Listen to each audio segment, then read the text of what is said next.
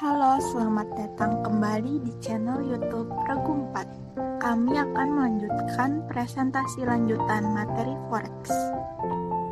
Contoh keuntungan kelapa sawit yang diekspor ke Norwegia. Dari hasil panen kelapa sawit sebelumnya menghasilkan 2.680.800.000.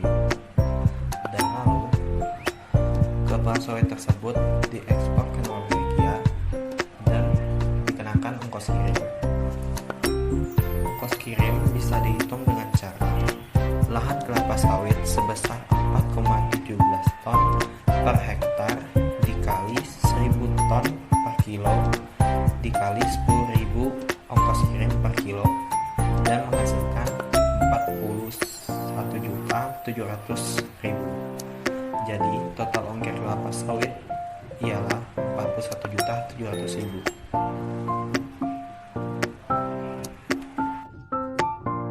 Selanjutnya, menjual hasil panen kelapa sawit dengan ongkos kirim dan menghitung keuntungan. Caranya, total ongkos kirim sebesar 41.700.000 ditambah hasil panen kelapa sawit sebelumnya, yaitu senilai 2.680.800.000. Jika ditambahkan, maka menjadi 2.722.500.000.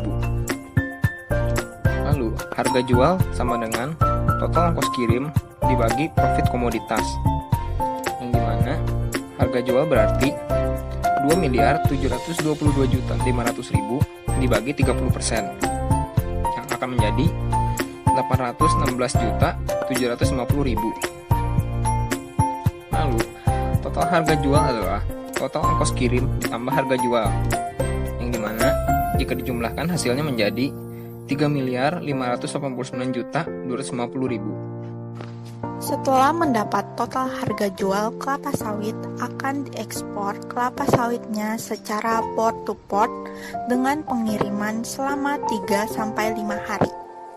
1 kron sama dengan Rp1.670. Mengekspor ke Norwegia dengan mata uang negara Norwegia atau Norwegian Krone. Caranya seperti berikut.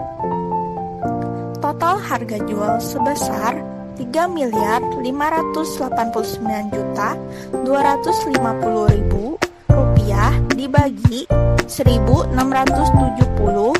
Total harga jual sebesar Rp2.149.252 kron.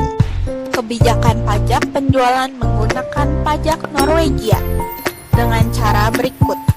Pajak penjualan saat ini sebesar 25% ditambah harga jual sebesar Rp2.149.252 kron.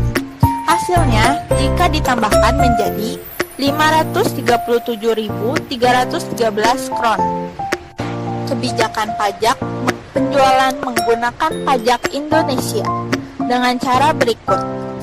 Pajak penjualan saat ini sebesar 10% dikali harga jual Rp3.589.250.000. Hasilnya jika ditambahkan menjadi Rp358.925.000.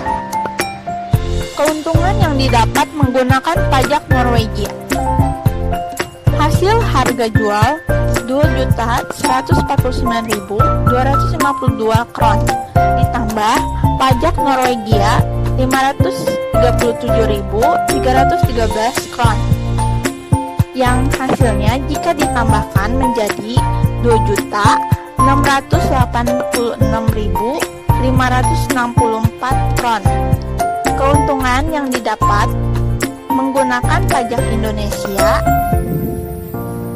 Hasil harga jual Rp3.589.250.000 ditambah pajak Indonesia sebesar Rp358.925.000. Jika ditambahkan menjadi Rp3.948.175.000.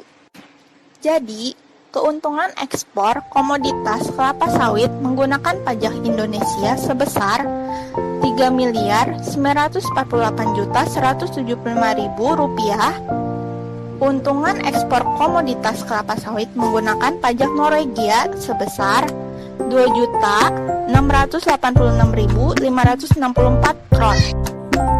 Perencanaan mitigasi atau mitigation plan adalah proses pengembangan opsi dan tindakan untuk meningkatkan peluang dan mengurangi ancaman terhadap tujuan proyek atau bisa disebut merupakan rencana awal untuk mengurangi dampak kejadian tak terduga. Implementasi mitigasi risiko merupakan proses pelaksanaan tindakan mitigasi risiko. Pemantauan kemajuan mitigasi risiko mencakup pelayakan risiko yang teridentifikasi, identifikasi risiko baru, dan evaluasi keefektifan proses risiko selama proyek berlangsung. Perencanaan mitigasi risiko harus terus berlanjut sampai akhir proyek dengan menangkap data dan pelajaran yang dapat bermanfaat bagi proyek di masa depan. Oleh karena itu, strategi mitigasi risiko dan rencana tindakan spesifik harus disertakan dalam rencana pelaksanaan proyek. Prosedur dalam melakukan mitigation plan. Yang pertama, establish the context, yaitu langkah pertama yang menentukan konteks manajemen risiko. Identifikasi dan pahami parameter dan variabel yang terlibat, baik internal maupun eksternal, yang dapat mempengaruhi pencapaian tujuan perusahaan.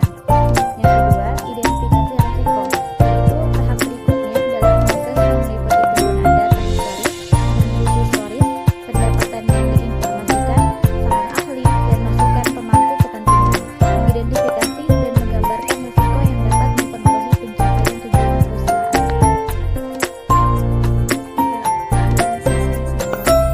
Resiko yang teridentifikasi dapat diukur atau dinilai baik secara kuantitatif maupun kualitatif tergantung pada sifat dan ketersediaan data atau informasi untuk mengevaluasi resikonya.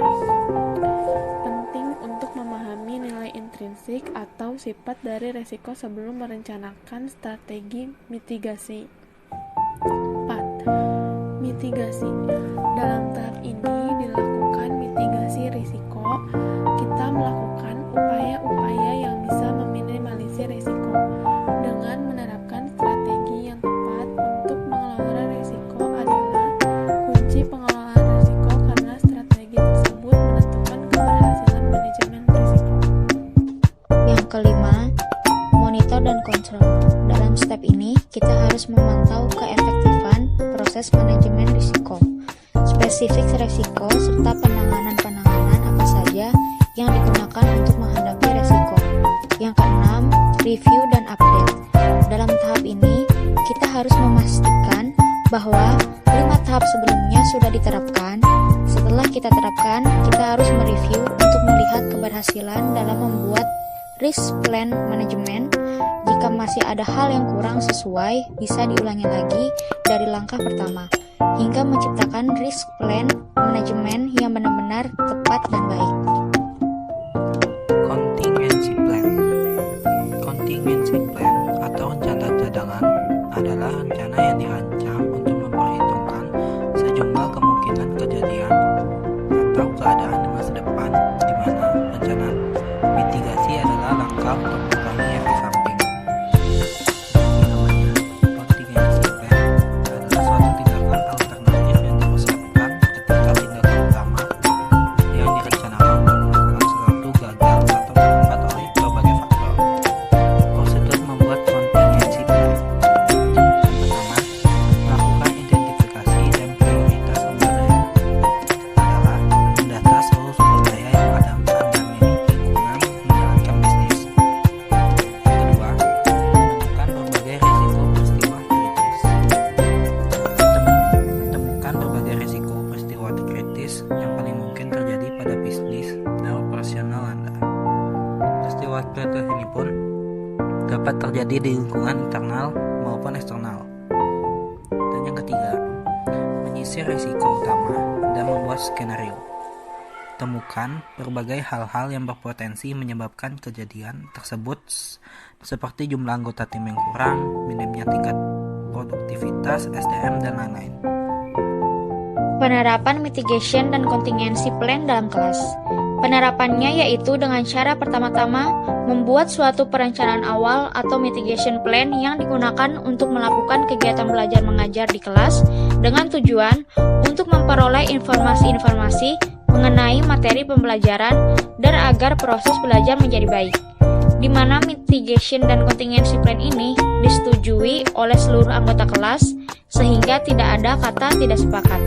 Kemudian, jika pada saat pembelajaran berlangsung, lalu tiba-tiba terdapat kendala, maka disitulah akan segera muncul contingency plan atau rencana cadangan untuk melakukan kegiatan belajar agar tetap terlaksana dengan baik.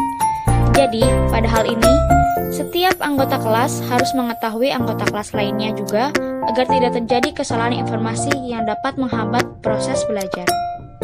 Sekian presentasi dari Regu 4.